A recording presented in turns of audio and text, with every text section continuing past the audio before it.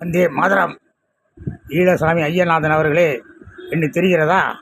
ஜெபமணி மோகன்ராஜ் 1997 ஆய்வாளர் வேலையை வேண்டாம் என்று உதறி தள்ளிவிட்டு இன்று வரை ராஜீவ்காந்தி மர்மம் விலக போராடி வரும் மோகன்ராஜ், ஜெபமணி ஜனதா கட்சி என தெரிகிறதா?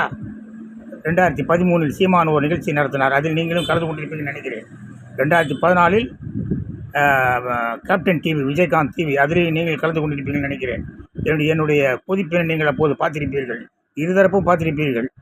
சந்திராசாமி சந்திராசாமி, சுப்பிரமணிய சாமி சுப்பிரமணிய சாமி அப்படி என்று வேலுச்சாமி புலம்பிக் கொண்டே இருக்கிறார். ஏன் நீங்கள் வழக்கு போடவில்லை? ஏன் நீங்கள் வழக்கு போடவில்லை? அப்படி எப்படி ஈழம் அமையும்? ஈழம் அமையும் புத்தகம் எழுதி காசு பண்ணால் போகாது. ஈழம் எப்படி அமையும்? ராதா வினோதராஜை சொல்கிறீங்க, ராகத்தம்மனை சொல்கிறீங்க, கார்த்திகேயனை சொல்கிறீங்க. ஆனால் இந்த மோகன்ராஜை சொல்ல மாட்டீங்க. மோகன்ராஜ் சொன்னால் என்ன பயமா? ஈழம் அமையாதா?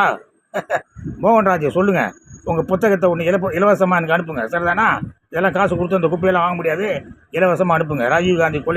ராஜீவ்காந்தி கொலைன்னா முதல்ல மோகன்ராஜ், அதான் ஞாபகம் வரணும். 1991 முடிஞ்சது. அந்த டீமில் நான் வேலை பார்த்தேன்.